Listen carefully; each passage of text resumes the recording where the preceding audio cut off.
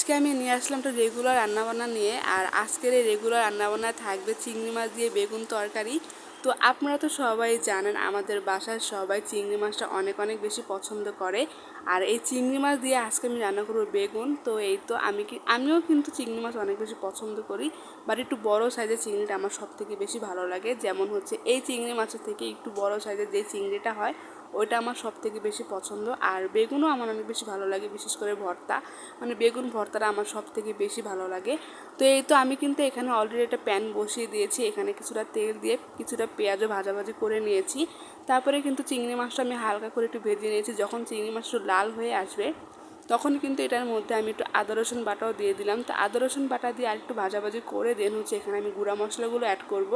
আর গুঁড়া মশলাগুলো অ্যাড করার আগে আমি সবসময় একটু পানি দিয়ে নিই, কারণ হচ্ছে আমার গুঁড়া মশলাগুলো পুড়ে যায়, যার কারণে অল্প একটু পানি দিয়ে দেন হচ্ছে আমি গুঁড়া মশলাগুলো এখানে অ্যাড করি। তো এই তো একটু পানি দিয়ে নিয়েছি।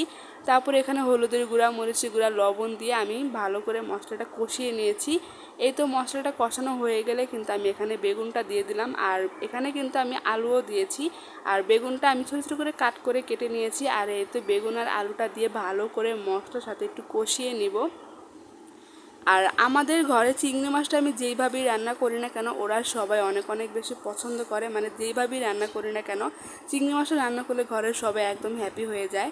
তো এই তো আমি কিন্তু এখানে চিংড়ি মাছের মধ্যে কিন্তু বেগুন আর আলুটা ভালো করে সুন্দর করে কষিয়ে নিয়েছি। আর এই তো যখন বেগুন আর আলুটা একটু সেদ্ধ হয়ে আসবে তখন কিন্তু আমি এখানে পরিমাণ মতো একটু ঝোলের পানি দিয়ে দিব। আর ঝোলের পানিটা কিন্তু আমি বেশি দিব না, একটু মাখা মাখা রাখবো, কারণ হচ্ছে বেগুনটা কিন্তু একদম মানে বেশি তাড়াতাড়ি গলে যায়, যার কারণে আমি ঝোলের পানিটা বেশি একটা দিব না, মাখা মাখা রাখবো।